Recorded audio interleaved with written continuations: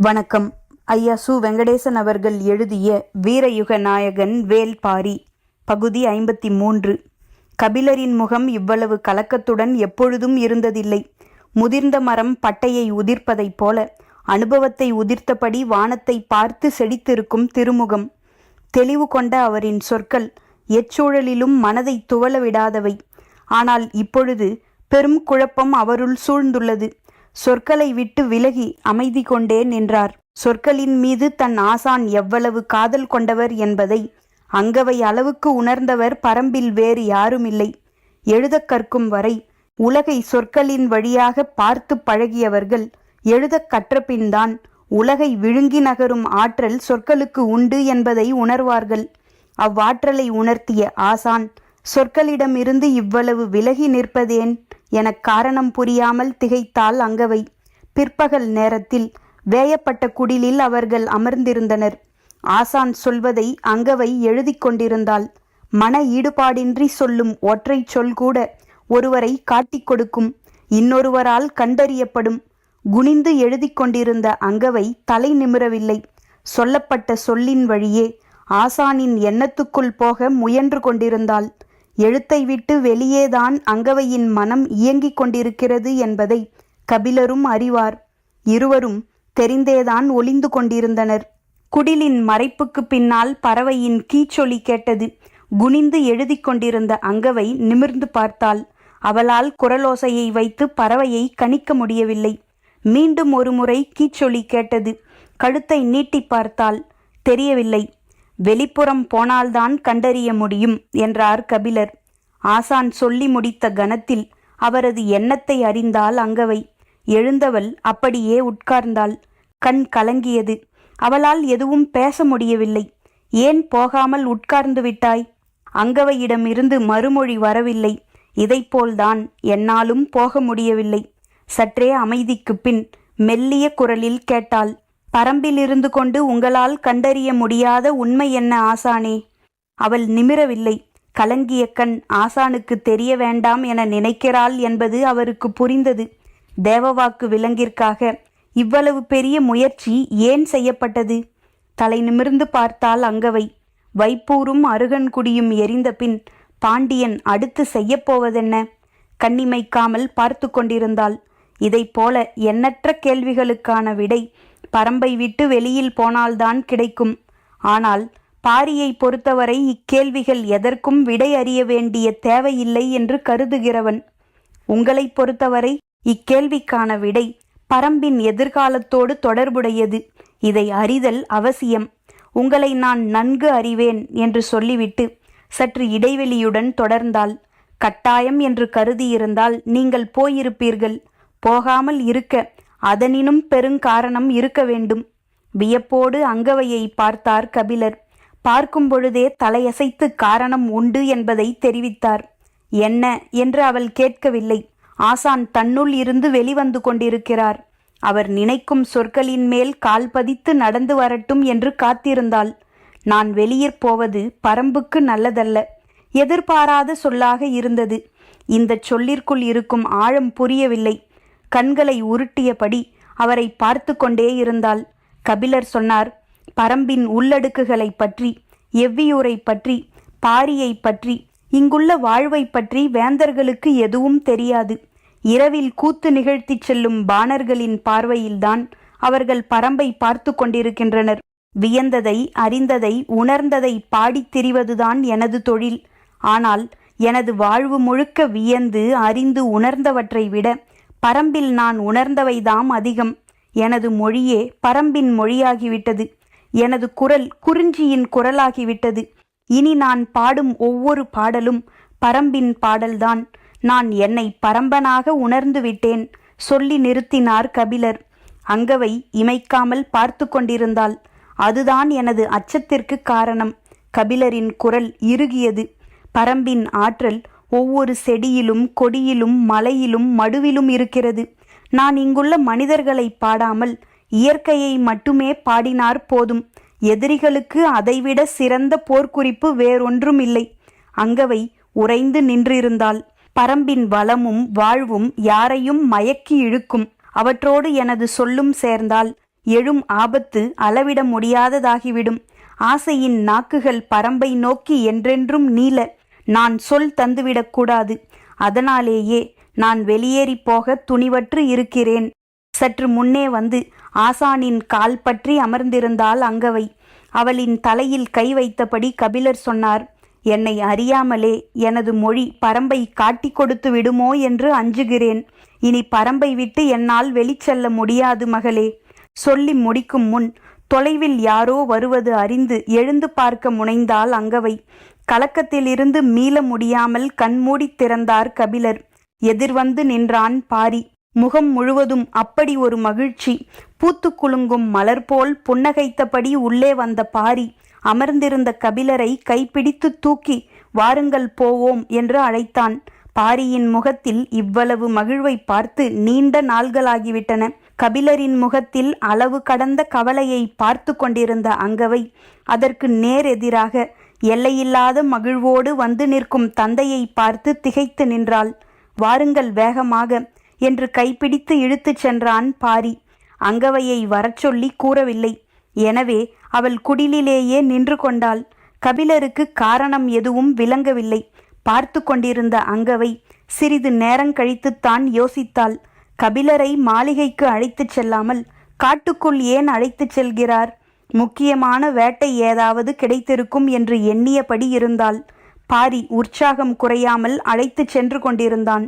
அவனை பார்த்தபடி நடந்து கொண்டிருந்தார் கபிலர்.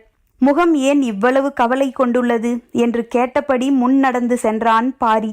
அளவற்ற மகிழ்வோடு இருக்கும் ஒருவனிடம் கவலையை எப்படி பகிர்ந்து கொள்வது? கபிலர் சொல்லற்றவரானார். மாறுபட்ட இரண்டு உணர்ச்சிகளில் ஒன்றிலிருந்து இன்னொன்றுக்கு தாவ சட்டென மொழி கை கொடுப்பதில்லை. மொழி வலிமையற்று இருக்கும் இடத்தில் நின்று பேசுவதுதான் புலவனின் ஆற்றல். ஆனால் அவ்வாற்றலை வெளிப்படுத்தும் மனநிலையில் கபிலர் இல்லை. அமைதியாய் வரும் கபிலரை பார்த்து பாரி கேட்டான், பகிர்ந்து கொள்ள முடியாத கவலையா? இல்லை என்று சொல்லியபடி நடந்தார். ஆனால் தொடராமல் சொல் நின்றிருந்தது. எவ்வியூரின் நாகப்பச்சை வேலியை கடந்து உட்காட்டுக்குள் நுழைந்தனர். செடி கொடிகளை விலக்கி முன்னே நடந்து கொண்டிருந்தான் பாரி. மெல்லிய குரலில் கபிலர் பேசத் தொடங்கினார். நாள் தவறாமல் கூத்து நடக்கிறதே, அவற்றில் என்ன நடக்கிறது என்பதை கவனித்தாயா? கூத்துக்களத்தில் எவ்வளவோ நடக்கிறது. நீங்கள் எதை கேட்கிறீர்கள்? கபிலர் மீண்டும் அமைதியானார். அறியாமல் பேசுபவன் அல்ல பாரி. ஆனால் அறிந்தவனைப் போல அவன் பேச்சில்லை. என்ன சொல்வதென்று சிந்தித்தபடியே நடந்தார். பாணர் கூட்டத்துக்குள் பாடத் தெரியாதவனும் இருக்கிறான். இசைக்கருவிகளை வாசிப்பவர்களுக்கு நடுவில் அதில் பயிற்சியே இல்லாதவனும் உடன் வருகிறான் என்று சொல்லிய கபிலர் சற்றே தயக்கத்தோடு சொன்னார், கூத்து நடத்த வரும் பாணர் கூட்டத்தில் ஒற்றர்கள் நிறைய வருகிறார்கள். முன் நடந்தபடி பாரி சொன்னான், பரம்பு நாட்டை இவ்வழியின்றி வேறு எவ்வழியில் அவர்களால் வேவு பார்க்க முடியும். எனவே கூத்து கலைஞர்களோடு ஒற்றர்கள் எல்லா காலங்களிலும் வந்து கொண்டேதான் இருக்கிறார்கள். அதனால் ஆபத்து உருவாகிவிடாதா? தெய்வத்தின் உருவில் எதிரி வந்தால் வணங்கித்தானே ஆக வேண்டும். சொல்லால் சிதைவுற்றார் கபிலர். முன்னடந்து செல்லும் பாரியை பின்தொடர முடியவில்லை. வாழ்வின் பாதை அவ்வளவு செழிப்புற்றிருந்தது பாரிக்கு. செழிப்பேயானாலும் மரித்து கிடக்கும் கொடிகள் இடையூறுதானே. கபிலரின் கண்களுக்கு மரித்து கிடக்கும் கொடிகளே தென்பட்டன. கலைஞர்கள் என்ன செய்வார்கள்? அதிகாரத்துக்கு அஞ்சி அவர்களை உடனழைத்து வருகிறார்கள். ஒற்றர்களும் உடன் வருகிறார்கள் என தெரிந்துதான் எம் வீரர்கள் பரம்புக்குள் அவர்களை அழைத்து வருகிறார்கள்.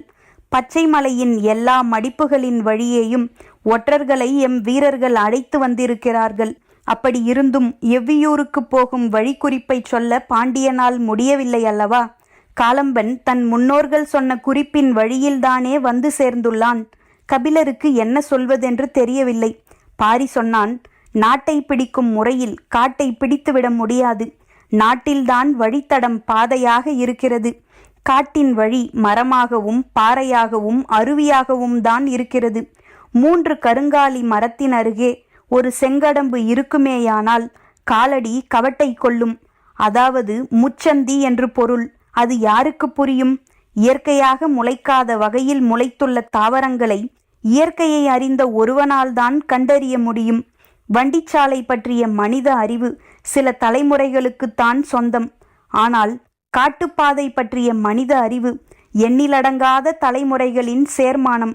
அது ஒற்றன் வந்து போகும் ஒற்றை பயணத்தில் ஒருபோதும் அடைபடாது. பேசியபடி வேகம் குறையாமல் நடந்து சென்றான் பாரி. கபிலர் பின்தொடர்ந்தார். வேந்தர்களின் வழியே அரசாட்சியின் இலக்கணங்களையும் வழிமுறைகளையும் அறிந்த வாழ்வு கபிலரின் வாழ்வு. அதற்கு நேர்மாறாக குலச்சமூகத்தின் மன ஓட்டத்தின் வழியே புரிந்து கொள்ளுதல் எளிய முயற்சி அல்ல. ஆனாலும் விடாது முயன்றார் கபிலர். அகில் மரத்தின் முடிச்சிட்ட வேர்கள் வழித்தடத்தின் குறுக்கே இருந்தன. அவற்றை கவனமாக தாண்டிய பாரி கபிலரின் கால்கள் தடுக்கிவிடாமல் இருக்க நின்று உதவினான். அவன் தோள்களை பிடித்தபடி வேர் தட்டாமல் கால் தூக்கி வைத்தார் கபிலர். இதுவரை பரம்பின் மீதான எல்லா தாக்குதல்களுக்கும் பின்னே கூத்துக்கு வந்து போன ஒற்றனே இருக்கிறான். எனது முதற் போருக்கே கூத்துக்களம்தான் காரணமாக அமைந்தது என்றான் பாரி. பாரி முதலில் நடத்திய போர் சேரனுக்கு எதிரானது. அப்போரில்தான் உதியஞ்சேரலின் தந்தை செம்மாஞ்சேரலின் தலையை வெட்டி எறிந்தான் என்பது பலரும் சொல்ல கேட்டுள்ளார் கபிலர். ஆனால் அப்போர் ஒரு கூத்துக்களத்தில் இருந்துதான் தொடங்கியது என்பது கேட்டறியாத ஒன்றாக இருந்தது. தோள் மீது கிடந்த கபிலரின் கை சற்றே இறுக்கி பிடித்தது. தோழனின் மொழியை அறியாதவனா பாரி? கூத்துக்களத்தின் கதையை சொல்லத் தொடங்கினான். கதை வழக்கம் போல் முருகனிடம் இருந்து தொடங்கியது. பாரி முருகனின் பெயரை உச்சரித்தபடி முன்னடந்தான். கபிலருக்கு தொடக்கமே வியப்பாக இருந்தது. இக்கதையில் முருகன் எப்படி வந்தான் என்று சிந்திக்கத் தொடங்கிய கணமே பாரி கேட்டான், முருகன் தனது காதலின் பரிசாக எவ்விக்கு ஒரு பூண்டு கொடுத்தானே, அது என்ன தெரியுமா? கபிலர் விடையின்றி விழித்தார். நாக்கருத்தான் புல் விளைந்து கிடந்த நிலத்தை கடந்த பொழுது நீலன் சொன்ன கதையது. தனைமயக்கி மூலிகையை கொடுத்தபடி கதையை தொடங்கி அவன் சொல்லி வந்தான். முருகனையும் வள்ளியையும் சந்தன வேங்கையில் அமைக்கப்பட்ட பரனில் தங்க வைத்து ஊர் வந்து சேர்ந்தான் எவ்வி. தனது கையில் இருந்த பூண்டு போன்ற ஒரு பொருளை பைங்குடத்தில் இட்டவுடன் அது சிறிது சிறிதாக கரைந்தது. அந்நீர் பழச்சாறு போல நுரை பொங்கி இருந்தது. அதனை அருந்தியவர்கள் வாழ்வில் அதுவரை காணாத சுகத்தை கண்டார்கள். மீண்டும் மீண்டும் வாங்கி பருகி மயங்கிச் சரிந்தார்கள். அவர்கள் பருகிய பொழுது சிந்திய துளியின் வாசனையை நுகர்ந்தே மலையெங்கும் இருந்து பாம்புகள் அப்புதருக்கு வந்து சேர்ந்தன என்று நீலன் சொன்ன கதையை சொன்னார் கபிலர். கார்த்திகையின் கதையை சொல்வதற்காக சந்தன வேங்கையில் இருந்து மறுபகல் கீழிறங்கிய வள்ளி முருகனின் கதையை சொன்ன பாரி இப்பொழுது எவ்வியின் வழியே மீதி கதையை தொடங்கினான். அப்பூண்டினை பைங்குடத்தில் போட்டு நாட்கணக்கில் ஊரே குடித்துள்ளது. அதுவரை மனிதர்கள் அனுபவித்திராத மயக்கத்தையும் இன்பத்தையும் அப்பூண்டு பானம் கொடுத்துள்ளது. பைங்குடத்தில் நீர் தீர தீர மீண்டும் மீண்டும் நீரூற்றி அப்பானத்தை அருந்தியுள்ளனர். அப்பூண்டு சிறிது சிறிதாக நீரில் கரைந்து 3 வாரங்களுக்கு பின் முழு முற்றாக நீருள் மறைந்து விட்டது. அது என்ன பூண்டு, அது எங்கே இருக்கிறது என கேட்பதற்காகவே அதன்பின் முருகன் வள்ளியை தேடி பலகாலம் அலைந்திருக்கிறான் எவ்வி. காலங்கள் ஓடியும் அவர்களை காண முடியவில்லை. ஆனால் அந்த பூண்டு பானத்தை மறக்க முடியவில்லை. வாழ்வில் எப்பொழுதாவது அது போன்ற பானத்தை அருந்திவிட மாட்டோமா என்று எவ்வி மட்டுமல்ல, ஊரிலுள்ள ஆண் பெண் அனைவரும் ஏங்கி கிடந்துள்ளனர். எவ்வியூர் உருவாக்கப்பட்ட சிறிது காலத்திலேயே எவ்வி இறந்துவிட்டான். அதன்பின் ஒரு மழைக்காலம் முடியும் பொழுதுதான் இது நடந்துள்ளது. சோமக்கிழவி காட்டுக்கு கிழங்கு தேடி போயிருக்கிறாள். பகல் முழுவதும் அலைந்த களைப்பில் நாங்கில் மரத்தின் நிழலில் அமர்ந்து இளைப்பாரி இருக்கிறாள். உச்சி பொழுது எங்கும் வெயில் தகித்து கிடந்திருக்கிறது. அவள் கண் பார்வை தொலைவில் பன்றிகளின் கூட்டம் ஒன்று நிலத்தை அகழ்ந்து கிழங்குகளை தின்று கொண்டிருந்திருக்கிறது. நாங்கில் மரத்தின் அடிவாரம் உட்கார்ந்து இளைப்பாரியபடி இருந்திருக்கிறாள். சிறிது நேரத்தில் எங்கோ இருந்து மனம் வீசியிருக்கிறது. மூக்கில் நுகர்ந்தபடி அப்படியே மயங்கி கண் செருகி இருக்கிறாள். அந்நறுமணம் அவளை மயக்கி உள்ளிழுத்திருக்கிறது. மயக்கம் தெளிய முடியாத ஆழத்துக்கு அவளை இட்டுச் சென்றுள்ளது. சட்டென பொறி தட்டி மீண்டிருக்கிறாள். இது ஏற்கனவே நுகர்ந்த மனம். ஆனால் எங்கே எப்பொழுது என்றுதான் நினைவுக்கு வரவில்லை. மீண்டும் மீண்டும் நினைவு கூர்ந்த பொழுது அது எவ்வி கொண்டு வந்து கலக்கி கொடுத்த அந்த பூண்டு பானத்தின் மனம் என்பது நினைவுக்கு வந்தது. நாட்கணக்கில் ஊரே உட்கார்ந்து குடித்து குடித்து தீர்த்தோமே அந்த மனம் என்பது நினைவுக்கு வந்த கணம் சோமக்கிழவிக்கு மகிழ்ச்சி தாங்கவில்லை. அகமகிழ்ந்து எழுந்திருக்கும் பொழுது கண்களில் கண்ணீர் பெருகியது. அந்த மனத்தை மறுமுறை நுகர வேண்டும் என்று அவ்வளவு ஆசைப்பட்டான் எவ்வி. ஆனால் அவன் இப்பொழுது உயிரோடு இல்லை. ஓராண்டுக்கு முன்தான் இறந்தான். அவன் கொண்டு வந்து கொடுத்ததன் மூலம்தானே இம்மனத்தை நாம் நுகர்ந்தோம் என்று எண்ணியபடியே எங்கிருந்து இம்மனம் வருகிறது என தேடத் தொடங்கினாள். செடி கொடி மரம் என எல்லாவற்றையும் அண்ணாந்து பார்த்து கொண்டே இருந்தாள். எங்கிருந்து வருகிறதென அவளால் கண்டறிய முடியவில்லை. காற்று வீசும் பொழுது மிதந்து வரும் மனம் காற்று நிற்கவும் அறுபட்டு விடுகிறது. சற்று தொலைவில் இருந்து வருகிறது என்பதை உணர்ந்தபடி அப்பக்கம் போகலாம் என நகர்ந்திருக்கிறாள். அவ்வளவு நேரம் கிழங்குகளை மண் கிளறி மேய்ந்து கொண்டிருந்த பன்றிக் கூட்டம் இப்பொழுது அவ்விடம் இல்லை. ஆனால் தேனீக்களும் வண்டுகளும் பெருங்கூட்டமாக வந்து அவ்விடம் மொய்க்கத் தொடங்கியுள்ளன. சோமக்கிழவி அருகில் போய் பார்த்திருக்கிறாள். மண்ணுக்குள் கிழங்கு வடிவத்தில் ஏதோ இருந்திருக்கிறது. கையால் கிளறி அதனை எடுத்திருக்கிறாள். அந்த பூண்டின் மனம், எவ்வி கொண்டு வந்து நீரில் கலக்கி ஊரே குடித்த அந்த மனம், அதே வடிவ பூண்டு. பல ஆண்டுகளுக்கு பின் அதனை கண்டறிந்த மகிழ்வில் ஓடோடி வந்து ஊரிலே கொடுத்திருக்கிறாள். பைங்குடத்தினில் அதனை போட்டிருக்கின்றனர். நீர் கலங்கி பழச்சாறாகி இருக்கிறது. ஒருவர் மாற்றி ஒருவர் குடிக்கத் தொடங்கியுள்ளனர். ஊரே நாட்கணக்கில் குடித்திருந்திருக்கிறது. இப்பானம் கிடைக்காதா என்று எவ்வி எத்தனை முறை புலம்பியிருப்பான். அதனை குடித்த எல்லோருமே வாழ்வில் இன்னொரு முறை குடிக்க மாட்டோமா என்று புலம்பியபடிதானே இருந்தனர். சென்ற முறை முருகனை நினைத்து எல்லோரும் குடித்ததைப் போல இம்முறை எவ்வியை நினைத்து ஊரே குடித்தது. அதற்கு இன்னொரு காரணமும் இருந்திருக்கிறது. சோமக்கிழவி எவ்வியின் மனம் கவர்ந்தவளாம். எவ்வி அவளிடம் மட்டும் அது கிடைக்கும் இடத்தை சொல்லிச் சென்றுள்ளான் என்று பேசிச் சிரித்து நாட்கணக்கில் குடித்துள்ளனர். சிறிது சிறிதாக கரைந்த அப்பூண்டு முற்றிலும் மறைய 1 மாதம் ஆகியுள்ளது. இன்று வரை அந்த பூண்டு எந்த செடி அல்லது கொடியின் கீழ் விளைகிறது என்று யாருக்கும் தெரியாது. கிழங்கு தேடும் பன்றி அகழ்ந்து போட அந்த பூண்டு வெளிவருகிறது. அதன் வாசனை பட்டவுடன் பன்றி அந்நிலம் விட்டு அகன்று விடுகிறது. எங்கும் இருக்கும் தேனீக்களும் வண்டுகளும் அதனை மொய்த்து கிடக்கின்றன. மாத கணக்கில் ஆனாலும் தேனீக்கள் அதனை மொய்ப்பதை நிறுத்தாது. காட்டில் அலைந்து திரியும் பரம்பு மக்களின் கண்களுக்கு அது எப்படியும் பட்டுவிடுகிறது. அதன் பின் எவ்வியூர் கால நேரமின்றி மிதந்து கொண்டுதான் இருக்கும். பூண்டு கிடைத்துவிட்டார் போதும். மிதக்கும் மயக்கத்தினூடே காதல் பொங்கி மேலெழத் தொடங்குகிறது. வள்ளி முருகனின் காதலும் எவ்வி சோமாவின் காதலும் ஒன்றினை ஒன்று விஞ்சி மேலெழுகின்றன. இப்பூண்டினை முதலிற் கண்டறிந்தது வள்ளியா முருகனா என்று பேச்சு தொடங்குகிறது. பூண்டின் சாறு இறங்க இறங்க வள்ளியும் முருகனும் இறங்கி ஆடுவர். நாள்கள் செல்ல செல்ல எவ்வியா சோமாவா என்று பேச்சு போகிறது. ஆட்டமும் பாட்டுமாக பகல் இரவு பாராமல் ஊரே மிதக்கிறது. காதலின் பரிசாக வள்ளி முருகன் இருவரும் எவ்விக்கு கொடுத்திருக்கலாம். ஆனால் தன் காதலிக்கு அதனை கொடுத்தது எவ்விதான். தன் காதலனின் நினைவாக அதனை கண்டறிந்தது சோமக்கிழவிதானே. எனவே அவளின் பெயரையே அதற்கு சூட்டினர். அது சோமப்பூண்டு என்று அழைக்கப்பட்டது. சோமப்பூண்டின் சாறு குடித்து ஊரே மயங்கி கிடக்க, மயங்கி கிடப்பவனை கிழவியின் பெயரை சொல்லி சோம்பி கிடக்கிறான் என்று சொல்லிக் கொள்வர். எவ்வியூர்காரர்களுக்குத்தான் தெரியும் சோம்பல் முறிக்க மாதமாகும் என்று. முறிக்க முடியாத மயக்கத்தை முறிக்கும் ஆற்றல் எதற்கும் இல்லை. வள்ளியின் காதலும் சோமாவின் காதலும் இணைந்த மயக்கமல்லவா அது. முருகனும் எவ்வியுமே மீள முடியாத கிறக்கமல்லவா அது. சோம்பி கிடக்கும் சுகம் வேறு எதில் வாய்க்கும்? கேள்வி எழுப்பியபடி உற்சாகம் பொங்க துள்ளி குதித்து ஓடிக்கொண்டிருந்தான் பாரி. கதையை நிறுத்திச் சொல்லாமல் இவ்வளவு வேகமாக சொல்லிக்கொண்டு ஓடுகிறானே என்ற பதற்றத்தில் பின்தொடர்ந்து கொண்டிருந்தார் கபிலர். கதை என்றாலே ஓட்டம் கூடும். அதுவும் வள்ளி முருகனின் கதை. அதுவும் வாழ்வில் காணாத பெருமயக்கத்தை உண்டாக்கும் கதை. ஓட்டம் கூடிக்கொண்டே இருந்தது. கபிலர் வேகங்கொள்ள கதை சொன்னால் போதும்.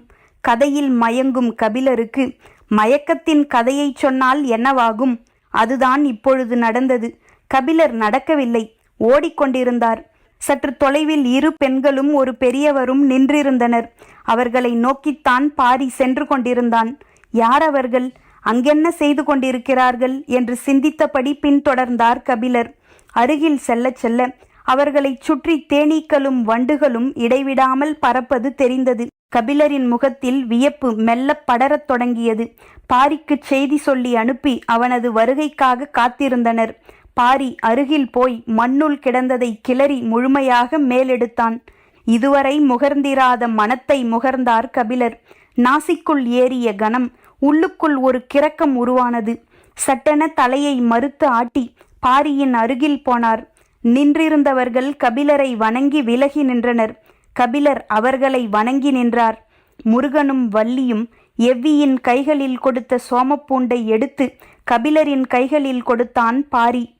பரம்பின் குரல் ஒலிக்கும்.